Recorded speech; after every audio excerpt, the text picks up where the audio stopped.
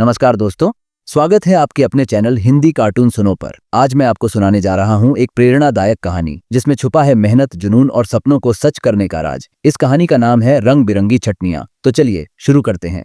कहानी शुरू होती है सोनपुर की नवविवाहिता सुमन से, जो शादी के बाद ससुराल आई थी। सुमन अपने हंसमुख स्वभाव और मेहनत से सबका दिल जीत लेती है। खाना बनाना उसकी सबसे बड़ी कला थी और इसी कला के जरिए वो अपनी पहचान बनाना चाहती थी। उसने सोचा कि खाने में कुछ नया जोड़ा जाए और रंग बिरंगी चटनियां बनाने का फैसला किया। लेकिन उसकी सास कमला पारंपरिक खाने से इतर कुछ भी पसंद नहीं करती थी।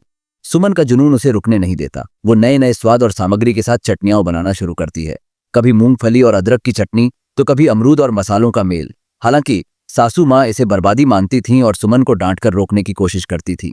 लेकिन सुमन का पति रोहित हमेशा उसका साथ देता और उसे प्रेरित करता। एक दिन सुमन ने अमरूद और अदरक से एक अनोखी चटनी बनाई और रोहित से कहा कि वो इसे ऑफिस लेकर जाए। रोहित के ऑफिस में चटनी ने सबका दिल जीत लिया। जब रोहित के बॉस अशोक मेहता ने इसे छका तो वो इतने प्रभावित हुए कि उन्होंने सुमन को ऑफिस बुलाया। अब दोस्तों, कहानी यहीं खत्म नहीं होती।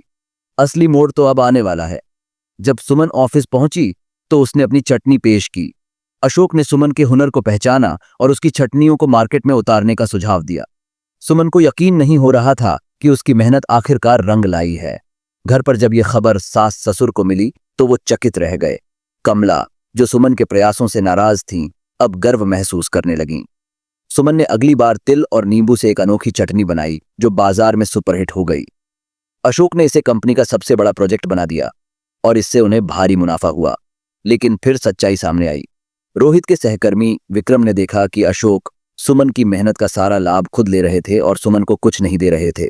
ये सुनकर रोहित नाराज हो गया और नौकरी छोड़ दी। विक्रम ने सुझाव दिया कि सुमन और रोहित अपनी खुद की कंपनी शुरू करें।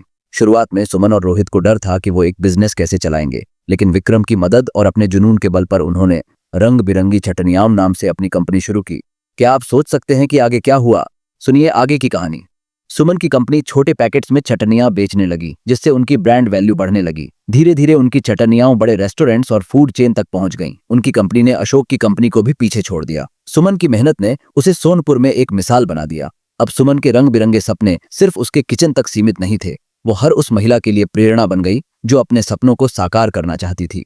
तो दोस्तों, ये थी हमारी आज की प्रेरणादायक कहानी।